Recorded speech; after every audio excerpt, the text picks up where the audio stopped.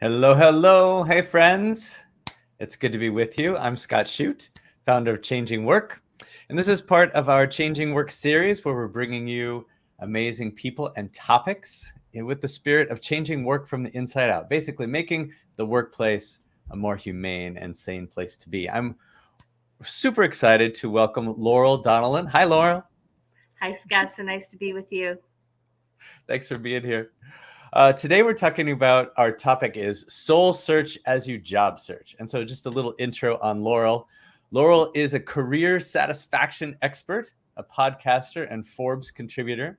And she's combined her own experience as an executive and an entrepreneur with academic research and ancient wisdom to develop a change model that's helped thousands of people find lovable work and live happier lives. That's pretty good. So thanks for being with us. It's fun work. I'm honored to do it and honored to be with you today. Excellent. Well, let's get into it. And folks, if you're at home, if you're joining us on LinkedIn Live, feel free to ask questions along the way, throw them in the comments. But what are the stakes here, right? We're talking about people finding what exactly, and why is it important? Well, I use the term soul work, which is the absolute best use of your passions and purpose. And I think a lot of people have given up on that, and that's created a lot of suffering. So we're about alleviating suffering, not only for the worker, but the family of the worker, the community of the worker. So the stakes are high. Yeah. That sounds really high. One of the things I saw that you wrote was that one of your goals is to end work-related misery. Yeah, that's a big deal, right? There are a lot of people that are suffering. I think I read the latest Gallup survey said that only 22%, I think it was global workers, are engaged. I mean, to me, that's just a big bummer. Yeah. And so what do you see in the work that you do? Like what do you see from clients? Well, I think there's two sides of the coin here. There's finding work that you love, which is often a journey for an individual. It's the hero's journey, it's the life's journey. And then there's actually companies providing lovable work, because not everyone is meant to do their own business. I think that's a journey not for everyone. And I've worked with people who have had their own business and went into a bigger organization and found joy there. And I found people who were in big organizations, not unlike you, and founded a new company and find joy there. So I've dedicated my life to helping people find a process that can end up in very different places. I've worked with, for example, people that do the work and realize that their soul work is parenting.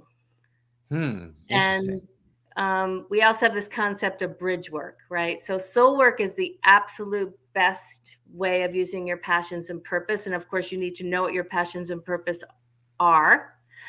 And then bridge work supports you in the soul work. Okay, interesting. So would you think of it like a portfolio? So it doesn't have to be just the job I do, my 9 to 5, or maybe the thing I get paid for, but it's kind of a smattering of things that I can do, a portfolio to find this joy. Is that true? Yeah. Absolutely. And I think there's some of us, I just happen to be someone that sticks with the same thing for a long time. And I love that. And if it doesn't work, I'll just try again, try again, try again. Yeah, And there's other people who've been very successful about having a portfolio. And I think are better at changing hats and doing a lot of things at once. I've also seen people find happiness in what I call a serial career, right? So you have a right. chapter where you're super happy, and then you need to shift into something else and shift into something else. And of course, life and work is one big soup.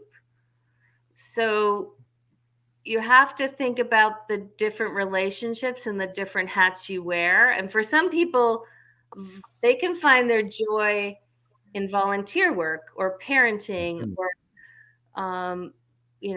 something that may not pay them, right? And then they have Sure. to figure out how to take care of their family and themselves with the economics. So absolutely, Yeah. it can be a portfolio for sure. I ran a poll a couple days ago in preparation for this with kind of related questions. So let me share Oh, what we exciting. found, at least from people who are following me, which may be, not the same as the global workforce. 113 people responded. And so people who said work is super fulfilling, 33%. I thought that was very high. Said work is super fulfilling. That's way more, I think, than the average on whole. 21% said they had no idea what their dream job would be, right? And 38% said they use non-work to find their joy. And so what's obvious to me, even if these scores, or these responses sound pretty good compared to average, it's still a big number of people who don't really know what that soul work or that joyful work would be, or they're trying to find it somewhere else. And so what are some of the basics? Like it's clear that there's a lot of people that don't really know how to do this. So what are some of the simple things that we can do to move our way towards this soul Yeah. work? For everyone out there that is, I would say, maybe curious about finding soul work, um, I want to assure you that you can. Whether you have a coach and work with me or find a book. I mean, I believe everyone can have and find soul work. um, I think the thing that people need to do is, even if you don't know what it is, not give up, right? Okay. um, and think of finding your soul work as your soul work until you know what it is. So there's lots of paths, there's lots of techniques, there's lots of things. But the first thing I would suggest to people is put aside an hour a week, and that hour needs to be dedicated to, it could be research if you're a researcher, it could be going to the beach and looking at the ocean if you're someone who likes to ponder, it could be a conversation with someone. I always tell people, if you don't know someone who loves their work, go find one person and ask them their Hmm. story, because you can get a lot of wisdom from other people's pain or other Mm, people's stories. Um, sure. Really hard to not give up when you don't know anyone that loves their work. Yeah, interesting. I was having a conversation with a young man who'd kind of, well, honestly, kind of clawed his way up from nothing. And we were talking about Maslow's hierarchy of needs, right? And this young man he had struggled. He'd come from poverty. He'd come from his own homelessness, and now he's working in a tech job, and he's finally answering this question, or asking this question of himself, like, what do I want to do? Like, who could I be? What's my purpose in life? Do you think that So let's talk about Maslow's hierarchy of needs, this idea that if I don't have food and shelter, it's really hard to ask these questions. Do you think it's possible for someone in that situation, even them, even us when we're there, to find this soul work? I think it's a great question. I think I was thinking about that today on my walk before Yeah. this. Uh, I have heard people's stories who have struggled financially, and getting support, who have found their soul work. And I've heard Mm, lots of stories of people who haven't struggled and have found their soul work, and vice mm, versa. mm, So, um, my experience is I've worked with people. I mean, we even did a program at one point at Rikers for incarcerated men, who had mm, lots of stories of struggle. Um, my experience, which is, a slice of life, it's just a small slice of people, but it's a diverse group of people. I believe that, no matter what your economic situation, spending a little bit of time pondering this question of what do I really want to do can help you. mm. And, the question is different for everyone, but I think it can help in any situation. That's an interesting. Just asking the question is like an intention, right? Because if we're really stuck and we never even ask the question, then guess what? We nothing changes. Yeah. So asking the question is kind of like opening the door to possibility, even if nothing happens in the beginning. It's the door opening. So think, starting from there, what do you think, if we talk about mindset, right? What is the mindset required to move from wherever I am to closer and closer to my soul work? That's a beautiful question. And the first thing that comes up is just curiosity.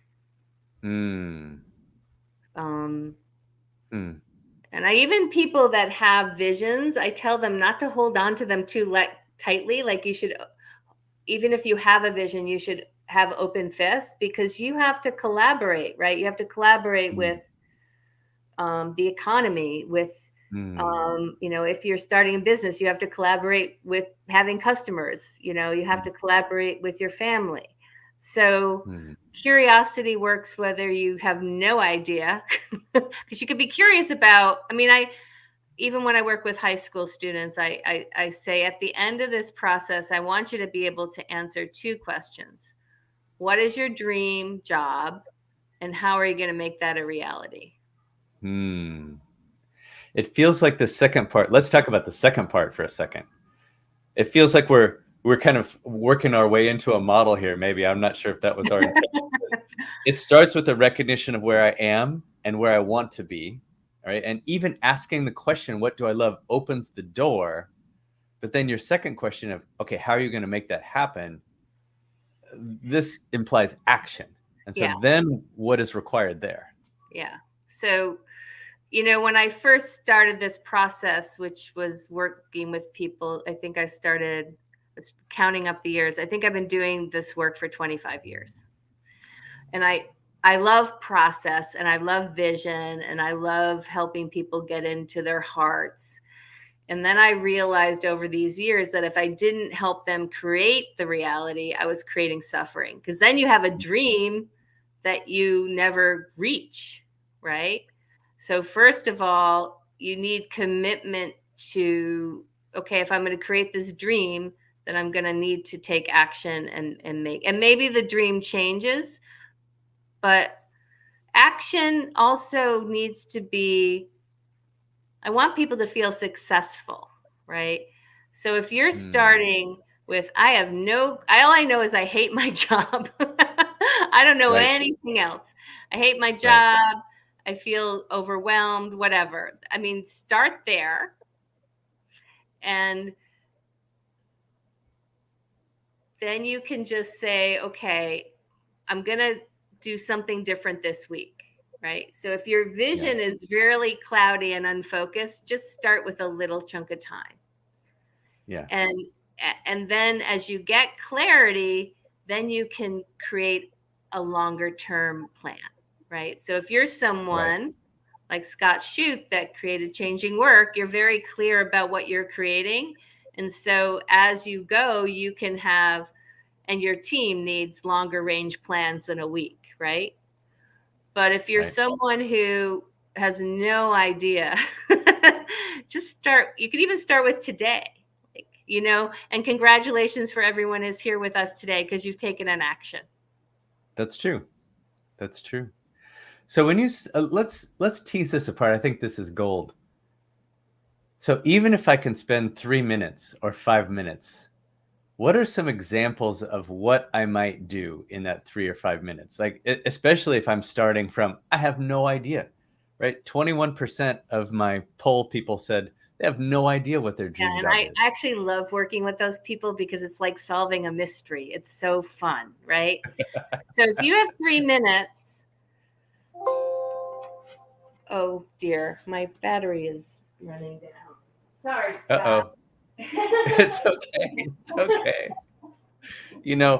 We've all been working at home or whatever for the last 3 years. So I don't know. 100%, 100% of us on this call have been in exactly that situation where, we're doing something and then technology happens. So I'm plugging into the well, wall because the sorry about that. This you're all was a good. really good question. Is the question, if I have 3 minutes, what should I do? Yeah, it just as an example, right? If I really don't have any idea, all I know is I hate my job. I have no idea what my dream job is. Laurel's asking me to spend 3 to 5 minutes doing something. Like, what does that even look like? The first thing that came to mind is start with what you know, right? So and it may seem obscure and it may not seem like it's practical, but start with like 3 things I love, right? It could be, I love my husband, I love my church, I love gardening, Yeah. right? And develop that list. Just, start that list. What do I love? What have I done in my past that maybe I haven't done in a long time that brings me joy? And I you think can ask. that's really. Oh, sorry, you go. No, go. You go. What I was going to say is, and you can continue the thread, but there's something really powerful of moving. I'm going to say moving our energy from I hate my job, I'm focused on what's wrong in my life, to just what is the list of stuff I like? What's the stuff I love? Because energetically we move from I'm stuck and this is no good to actually there's a bunch of stuff in my life that's pretty good, or sometimes great, or sometimes amazing. Yeah. And energetically it frees us. We're more creative when we focus on the light, gives us more strength to deal with the dark. Yeah. Right. So we start making this list and then maybe continue. Once I get my list, what are the types of things I might discover? Absolutely. And I would also say, don't spend those 3 minutes wasting time. A lot of us spend time wasting time that brings us down, right? So think about the media that you're consuming, the people that you're around, the places that you go as either energy drainers or energy suppliers. Because it's really hard to be creative and visionary if you're watching the news all the time. Yeah. Yeah. Or you're sucked into watching, binge watching 5 episodes of whatever, Game of Thrones or whatever the current thing. That's my big addiction. I spend too much time with streaming. But and also people, like if you're hanging out with the people that also hate their jobs, you guys are just having this conversation about hating jobs, go find someone, like I mentioned earlier, that loves their job and strike up a conversation with them. Yeah. I came across a quote the other day. It was basically talking about self-enlightenment, or basically. And the writer said, every action, word, or thought either pollutes or purifies. Beautiful. Every action, word, or thought pollutes or purifies, right? So it's kind of an inventory. If I find myself doing things or eating things or thinking things that aren't helping, that are, bringing me down, then what's the opposite of that? What are things I can think? What are things I can do? What are the people I can hang out with? I love that idea. Let's see. There's some comments. I don't know about questions. If you have questions, go ahead and throw them in the chat here. Yeah, Harvey says, many people don't really know themselves. They're living for other people's expectations. Yeah, so what advice would you have for those of us that are pleasers? We don't even know who we are, right? We're just living for other people. How do we even start to think about ourselves in that one? I can identify with this. I think that's a lifelong journey. It's not something that we're going to fix today. And I think you can ask yourself the question of, how can I become of service rather than of pleasing? Because How can I pleasing, I'm going to repeat that. How can I become of service rather than pleasing? Because sometimes we get those words mixed up. Yeah. I think true service benefits the server. Yeah. And pleasing often, I love the question, separates us from who we are. Yeah. So in a way, I'm asking you to be selfish, to focus on yourself and get to know yourself. And that is counter to the way a lot of us were brought up. But I think the journey to purpose, the journey to calling, can find you serving in new ways. I think it's also either energizing or draining, right? Right. And there's something about that which sometimes some people think about. When I'm developing myself, when I'm focused on me, it feels selfish. But actually, the rest of us, need you to develop to be able to serve. I think we might have lost Laurel. Well, we're going to keep going here. Friends, what questions do you... Oh, Laura, are you there? I'm so sorry. You're I don't good. even know what's going on here. See, that's how a lot of these people find themselves. This is an opportunity for me to love myself, even though things aren't working so perfectly. Exactly. Okay. I think we're good. Okay. Well, we can hear you just fine. So we're going to roll with that. Okay. So let's see. Let me recap where I think we've been. I love what you said about... There you are. Now we see you. I love what you said about anybody. Anybody can do this. Right? And it starts with just asking the question, what do I really want? Thinking about the things I really love, spending more time there. It's kind of that old axiom, energy flows where attention goes, right? And then this movement of, when I develop myself, I become more capable of serving the whole. And this is really counterintuitive, because oftentimes people think when they are serving themselves, it's selfish. But actually, when we develop and we are of service of others, this is actually the path to our own personal happiness. So it's powerful work. Let's see. All right, friends, other questions you have for Laurel? We have about 5 minutes left. Or now that we can see you again, Laurel. I'm so sorry. I really don't know what's going on here, but I'm asking the universe to help me. Okay. But I love the conversation we're in.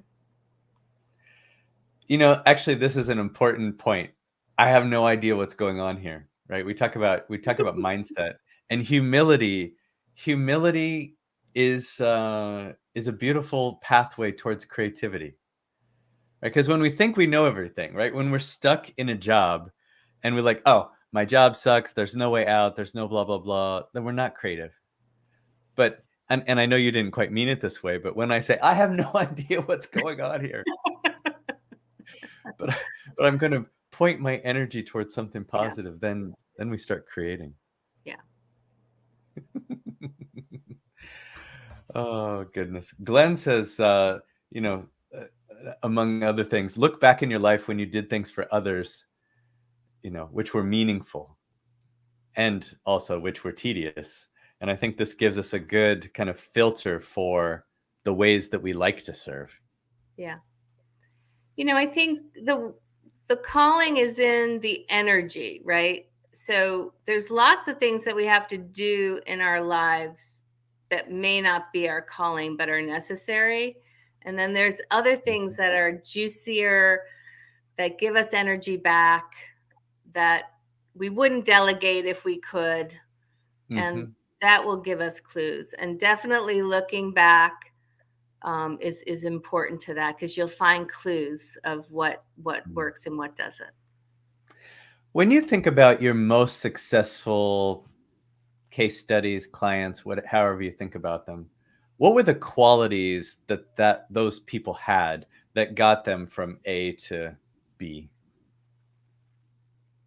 That's such a great question. No one's ever asked me that before. Hmm. I think willingness to do deep work, Mm. willingness to be uncomfortable, willingness to ask and answer hard questions, willingness to get help. I think, Yeah. as a Western society, our process for finding and following a calling is often like sitting in Starbucks and doing our resume by ourselves. And Mm. Indigenous people know that finding your place in the tribe has to do with community and Mm. connecting to others and asking for help.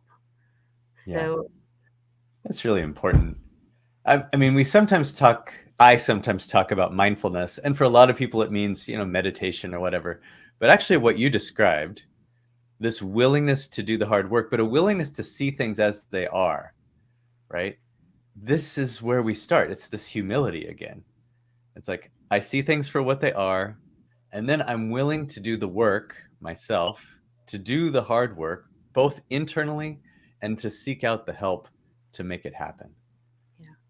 I think that's I beautiful. think one of the things people ask me a lot about is money. And they have Oh. this mindset that if they do what they love, the money won't follow. And um, I've worked with lots of clients that end up making less money and they're happier. I've worked with actually more clients who end up making more money, but Hmm. it may take a long time to make more money. Like if you Mm-mm. are if you're an engineer and you want to Mm. be a veterinarian, there's a lot of education involved. Yeah, And so that may that's be a right. long road, long road, right? Right. Yeah. Um, if you're someone that has, maybe you're a lawyer and you're not happy with the mission of your law firm, but you go and you love the law, you can go and be a general counsel for a not-for-profit that is aligned with what you love. So Mm. some changes are long, long transitions, some are short. Some will make Mm. you more money, some will make you less. I do believe that taking care of yourself and your family financially needs to be part of the reality that you look at. Yeah, that's right. And no matter what, I think once we start asking these questions, we're on a journey towards more happiness, right? We're on a journey away from being stuck in whatever it is towards more happiness, whether it's more money or less money, but doing the things we love. We find that we're going to be happier regardless of, the income, as long as our basic needs are met. Yeah.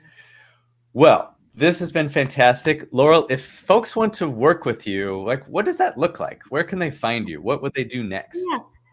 Well, they can go to our website. We have a little banner here that it's compassionateleaderscircle.com. And we have ways for people to work online on demand that are very affordable. And we also have coaches that work with people individually. The program that we talked a little bit about today is called Dream Lab. So look for the information around Dream Lab. Dream Labs. Actually, just tell us a little bit. Like, does it Is it time bound? Like, what is a dream lab? A dream lab is looking at your past, your present, and developing your future in a very deep and comprehensive way. Ooh, You can do it with a coach and do it in a way that meets your timeline. You know, some people take a year to do it, some people take 14 weeks to do it. We also have a self paced online version that you can do on your own with little cool. videos from me along the way. Oh, and I see we have a Yeah, coupon code for our listeners and watchers here. It's if you use the code CW10, you get 10% off. that's right. As thank you for doing that. I appreciate it. It's our pleasure. Anything else you want to share with our crew before we sign off here? No, it was an honor being with you. I love talking to you anytime, and it was great to talk about this topic. And people can also, you know, find me on our website and write me questions if you have additional questions. Beautiful. Well, thank you for your generosity and thank you for the work that you're doing. It is so needed in our world today with 22% of worldwide workers feeling engaged at work. So thank you, Laurel. Yeah, and thank you, And Yana. friends, yeah, go ahead. And I want friends, to thank thank you. Yana. Thank you for being here. And this is Changing Work. You can follow us at on LinkedIn, or you can find us at changingwork.org and help us join in. Go be an ambassador for Changing Work. We're trying to change work from the inside out. I'm Scott Shute. Thank you for being here, and we'll see you next time. Take care, my friends.